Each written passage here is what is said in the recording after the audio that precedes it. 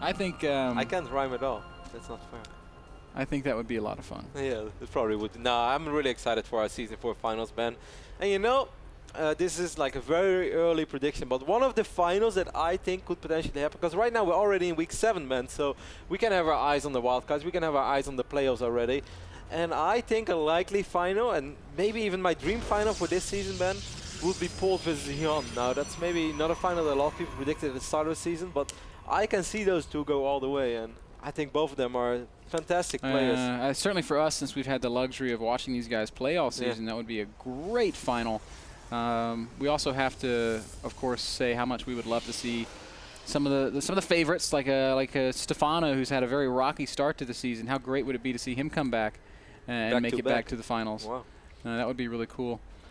Over here, Ben, in the right top side of Daybreak, we have our lovely Deutscher, also known as German, also known as Dennis Schneider. It's Hasuobs, who recently casted the DreamHack Bucharest as well. But I'm not sure if he was on location or online. He was in a sort of an odd room together with Zoka. But locked in the closet somewhere. Yeah, I don't know. Their setup was a little bit odd, but they provided an excellent cast. It was really fun to listen to, and I had a good time. It's awesome to see those guys give their opinion. They are very straightforward as well. Yes, they are. Hazu and Zoka, they are not sugarcoating anything.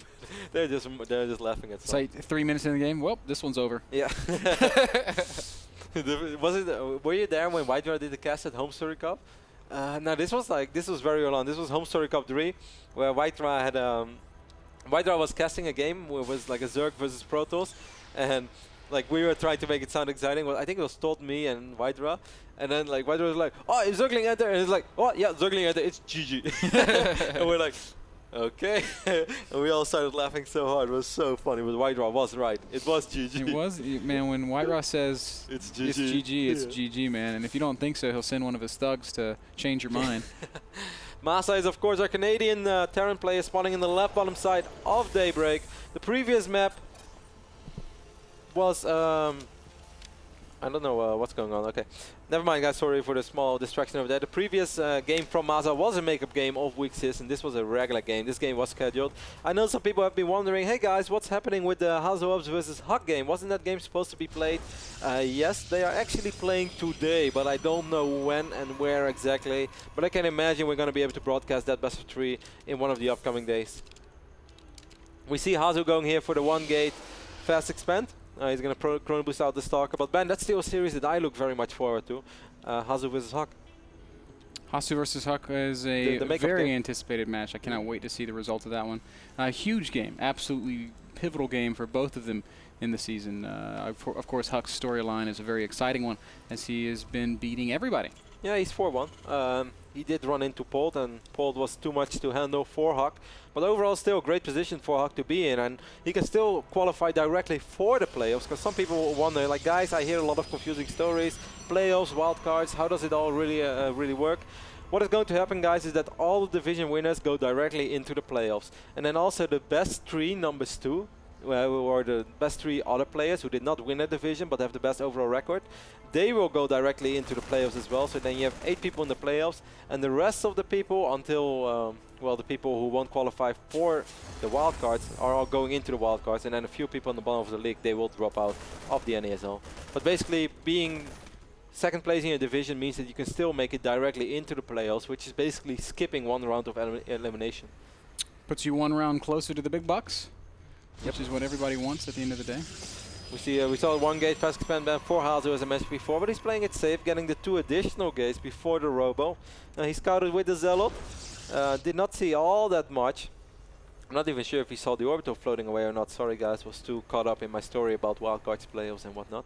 But what he doesn't know, Ben, is that Masa is going for the triple orbital opening.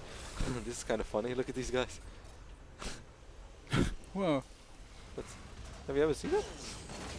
Sometimes obviously sometimes it happens, but it's very.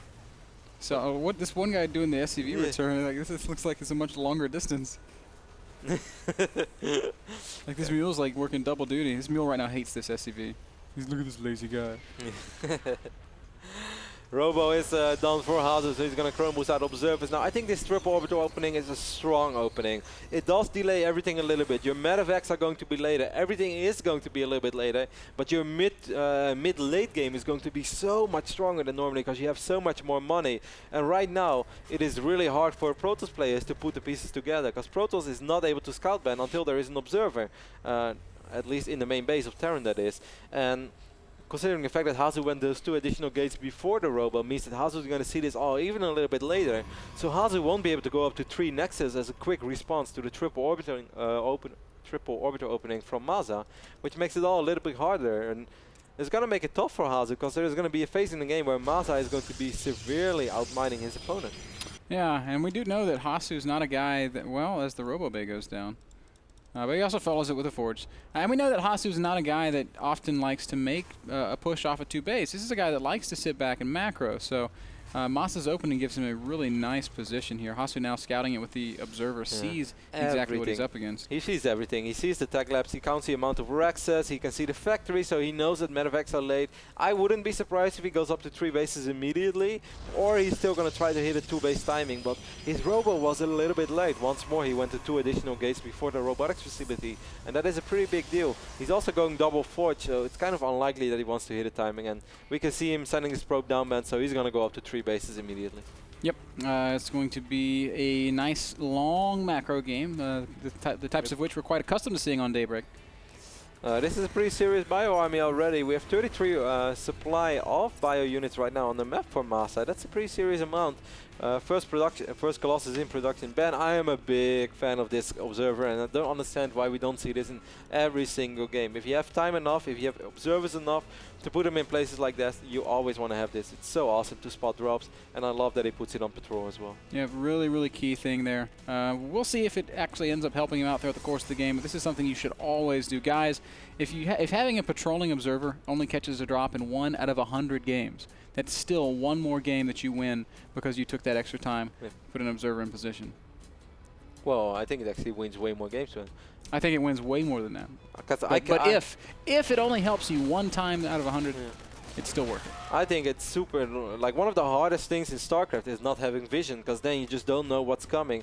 Playing against Mutalisk harassment without vision is close to impossible. Playing against Terran player who drops all the time without vision is close to impossible. Unless you have cannons and High Templars everywhere. But there's going to be a phase in the game where you can't afford that, where you just need the right amount of units in the right places. Is this Colossus trapped? Where's the Colossus? I think it is. No, maybe. Might be. But I guess he could walk down to the low ground. Okay, there we go. He's just chilling. Is so big, man. Look at next to this gate. You can actually see how big he is. Don't mess with my opening gateways. He can step over the gateway if he wants. It would be cool if he could really cliff walk and he could climb on top of the gate and then stand on top of the gate and shoot at Zerglings. Man, this Colossus is like standing on the gateway, scratching up the paint job. I would be so mad if that was my gateway. That was your car.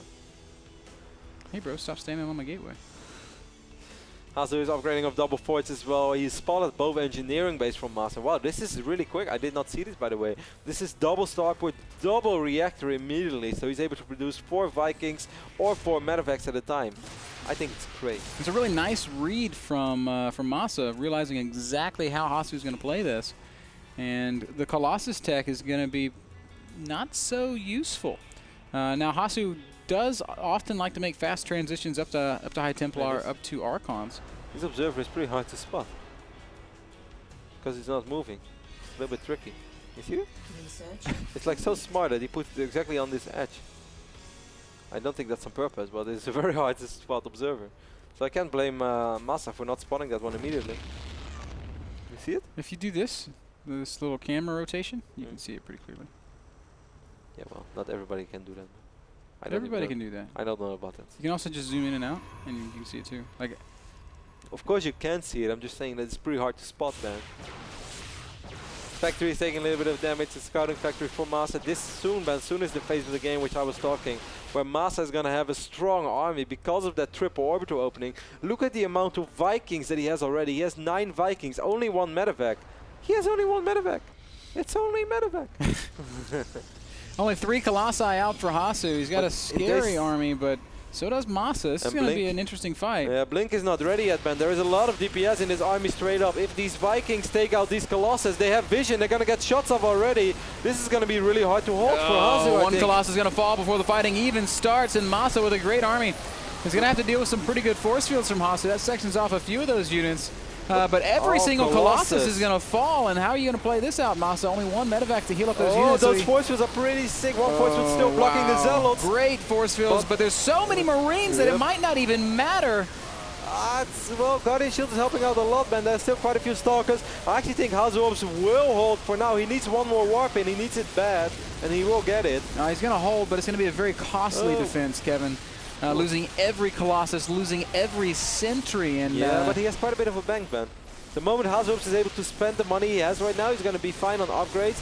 And next time he will perhaps have Storm as well. Masa knows that so far, if you take a look at Union's last resource step, man, we can see that Masa lost more. Yes, he mined more as well. But still, this was a push that could have potentially finished the game already. Instead, Hasuobs did survive with some really key force fields. Those second row of force fields, and then this one force field just expired, allowed all these Zealots to have so much surface area over here. Something else Masa did that was, or Hasu did that was very important, is he killed all of Masa's Vikings.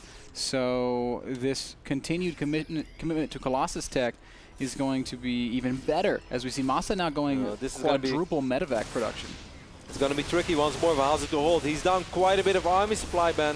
Masa is stimming, force fields going down. Hasuobs trying to force as many stims as possible because there is only one medevac. That's, this is very smart. Masa only using a small selection of his units right now. Hasuobs is trying to get the transition ready. He does have a Colossus though. No, Colossus is going to help out so much, and Masa knows that he's going to probably have to back off from this position. There are quite some reinforcements. There are 4 medevacs over there. Masa, you shouldn't lose all those Marauders. Ballsy blink over here by Hasuobs. Such a close fight. Oh, and here comes another little hit squad of Bio. Will he just click on that Colossus? It looks like no, the Colossus is going to sit back and do some really good damage. Marauder was a hero as well, man. You see that? How much damage he took? Oh, Hasuobs, your Colossus is very exposed. I think it's going to fall, man. Marauders! He is at least aware of the danger and is going to back up to some reinforcing Zealots. This is a really nice play from both sides. Each of these players keeping up with their macro very well. Scan goes down. Masa's going to spot only one Colossus, but a second Colossus is going to join in real soon. There it is. But this one Colossus is so low on HP right now that it's almost again just one Colossus. I think if these 3 Marauders turn around right now, he can kill that Colossus, but I'm not sure if he thinks it's worth it. Vikings coming in. The Vikings might be exactly what Masa needs to turn this once more. First Colossus goes down. Second Colossus actually should live, as the Stalkers are going to work on those Vikings. What a close fight. What a sick fight, man. This fight has been going on for 4 or 5 minutes by now. Hasuobs once more pushing Masa back. Masa's up still 30 army supply. He's at least going to lose one of the medevacs. Yeah, I love how Hasuobs focuses the medevac. That's further away. So nice blink over here by Hasu. Gets both medevacs in the end. And it seems like he will be able to stabilize. And he has the Templar Archives. I don't think he started Storm yet. No, he's starting Storm right now. But he does have it. Hasu is going to continue pushing, Kevin, and this might be a mistake. Masa did take a 4th baster and all of that. Only 20 seconds left on this upgrading command center ban until it's going to turn into a planetary fortress, and then I don't think the Hasuobs are able to bust this with all these charge loads. Wow, a lot of bio units. What a sick economy of my Masa. Masa, during all that ban, he's been so aggressive. This Colossus is way out of position. Wow, beautiful Viking moving shots, by the way. Do you see it? Yeah, man, Masa really is such a good player. The next level of North American Terran play.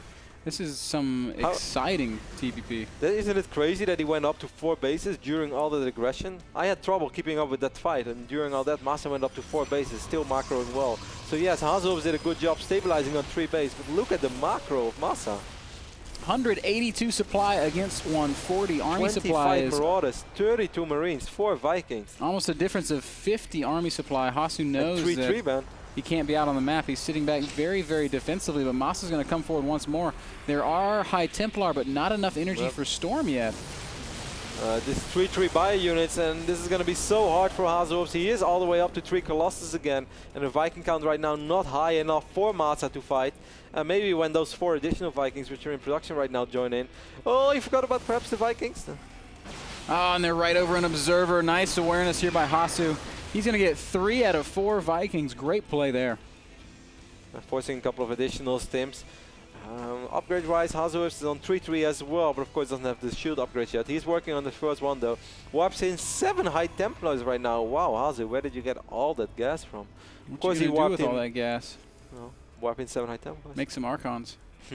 Of course, Hasuobs has been warping in for Zealots for the longest amount of time, so that's why he was able to save up quite a bit of gas. Basically, the only thing he uses gas on, a few Stalkers and Colossus.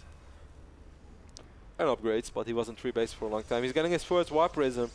Hasuobs is going to get a sick army after all, and he's going up to 4 bases now. We all know that Hasuobs gets stronger and stronger the later the game goes. Masa's pulled a bunch of SCVs into this army, Kevin. He's now, there are 10 SCVs joining all of his bio. So they're going to make for a very large Terran army. If Hasu can fight on the ramp, though, it might work out for him. Does drop 1 Storm, but that's all on top of the Zealots and the Vikings. Vikings are just going to park and shoot with the Colossi, but they're all going to fall before a single Colossus dies. Finally, a single Colossus does go down. Not sure if that was very... that was just like 40 supply donated by Masa, and Hasu didn't really lose much of anything. No, lost 1 Colossus, but that's no big deal, as Hasuobs is quite a good economy now as well. Masa knows it's time to get some Ghosts out, Ben. He does have a Ghost economy already, and we can see the first Ghosts are in production. He actually has 4 Rexes, so he's able to produce 4 Ghosts at a time if he wants to. 4 Rexes with Tech Labs, that is. 5, 6 even. So he should be able to produce an insane amount of Ghosts soon. More command centers going up as well. Really good game here on Daybreak.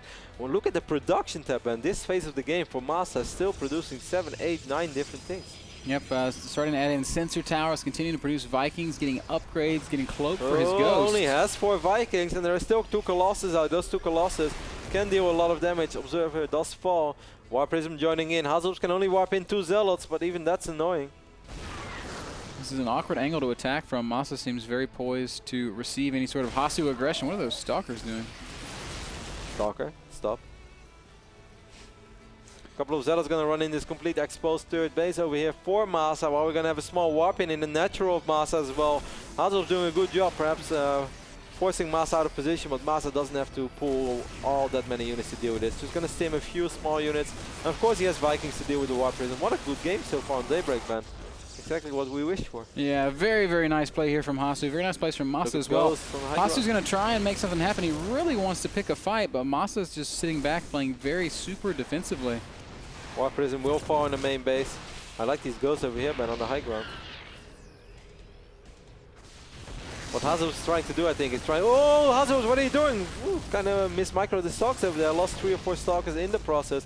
What I think Hasuobs is trying to do, Ben, is bait Masa into a fight. Oh, does Hasu have observers? How many observers do you have? He has 2 observers. One is on the top side of the map, but he's getting cannons to fall back on. I love it. How many times didn't I say that, man? Great play there. They're going to offer some static defense and detection. Yeah, the detection is the most important thing.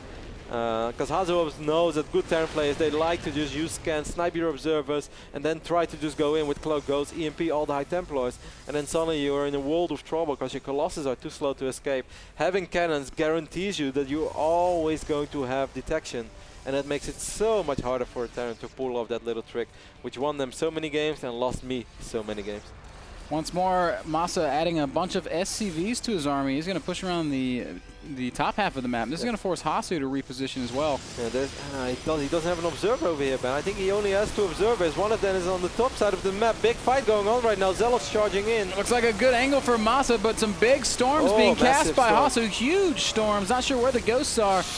More great storm. Masa running forward, charging through storm, and actually takes too much damage. Wow. Hasu's going to force him back once more. Hasuobs doing such a good job, basically having a line of High Templars. Look at these Ghosts, man. The Ghosts are kind of slow. One Ghost will fall. Look at these Zealots. The Zealot's like, I'm going to get you. And he gets the second Ghost. His last Ghost is going to fall. Great defense there by Hasuobs. Great storms. And great aggression coming from Hasuobs, as Masa does not have that many units. What he does have, all very low on health. Wow, such a good game.